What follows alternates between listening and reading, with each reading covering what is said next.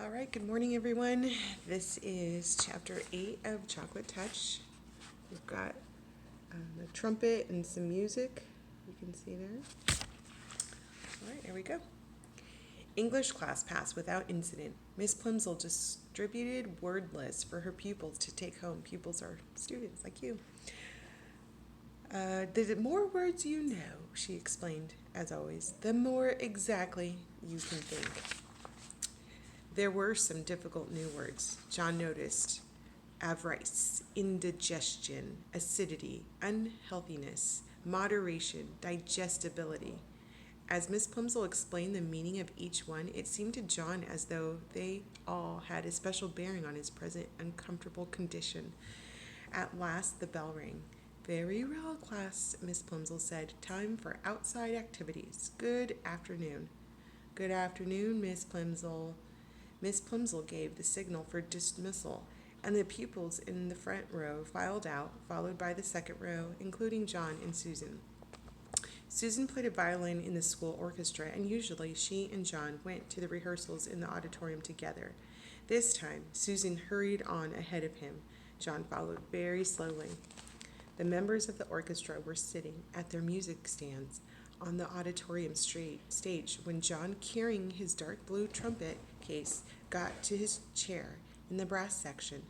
Mrs. Quavar had already begun to explain the difficult passage to the girl who played the flute.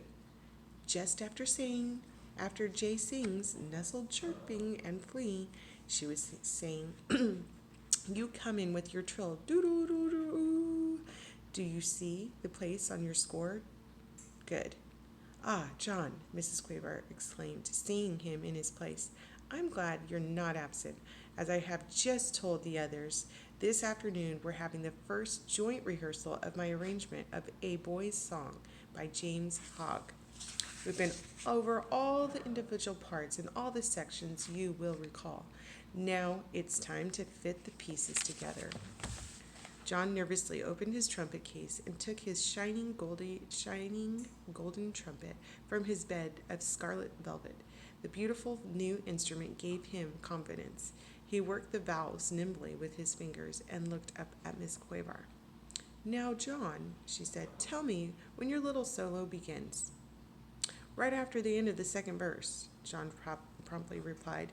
He had practiced his part every evening in the basement at home for the last 2 weeks. He knew every note perfectly. After the line, that's the way for Billy and me.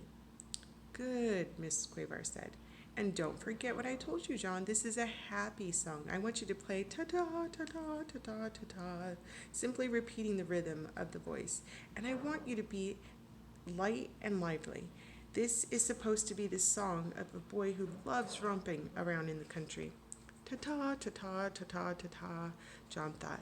That shouldn't be too difficult, even with the whole orchestra listening to him. He had played it over and over again at home, but he would have to try extra hard here. This was to be his first solo. Everyone else was depending on him to play it properly. Right, said Mrs. Quavar brightly. With her baton, she rapped twice on the music stand and stand before her. All the musicians brought their instruments into playing position. Susan poised her bow over the strings of her violin. John held his trumpet close to his mouth and wiggled his fingers on the valves. Mrs. Quavar's baton moved from side to side, up and down. The cymbals clashed and the drums thumped. The pianist brought his fingers down on the ivory keys of the piano. The violinists, the cellists made their wheeling and whooping sounds. All were in perfect unison. The rehearsal had begun. After the introduction, one of the older boys began to sing. Where the pools are bright and deep, where the gray trout lies asleep, up the river over the lea, that's the way for Billy and me. After the last line of the first verse, John's fellow trumpeter echoed the rhythm of the singer's voice. Ta-ta, ta-ta, ta-ta, ta-ta. Sorry, that's my coffee brewing right there. It's about to beep, too.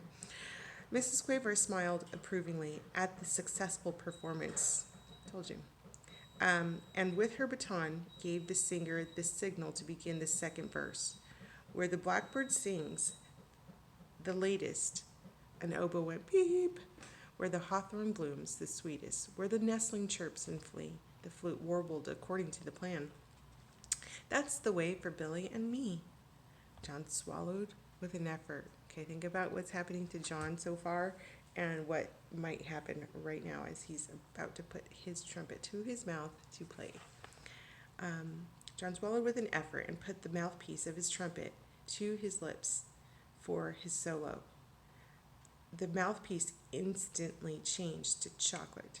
Then, almost as fast, the chocolate spread along the instrument, changing all the flashing gold into dull, dull brown. The first note came out fairly true, ta, but chocolate trumpets cannot withstand much pressure. The hole in his mouthpiece softened and clogged up, and the valve stuck as John desperately tried to finish his part. Mrs. Quavar's eyes almost popped out of her head as she listened to him play the sound as though John. It sounded as though John were trying to play a soap-filled bubble pipe. Terribly flustered, he put down his trumpet.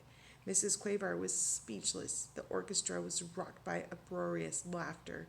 The other trumpeter leaned over toward John's chair and picked up the trumpet. "It's chocolate! A chocolate trumpet!" he shouted diversely. No wonder it sounded like that. John Midas was trying to play a chocolate. John didn't wait to hear any more. He fled from the stage and out to the playground without stopping even to look around. He ran through the stone gateway and homeward. Here's a picture. I'm looking to see if we see his chocolate trumpet anywhere, but we don't. It's all the kids laughing at him. And I think for the first time, somebody else has seen the chocolate touch happening. And so now John can, he didn't stick around to see what everybody thought about it, but now he has proof, and other people have seen that he has a magical chocolate power. All right, we'll see you guys after spring break. And so we will pick back up on chapter 9 when we come back. All right, bye.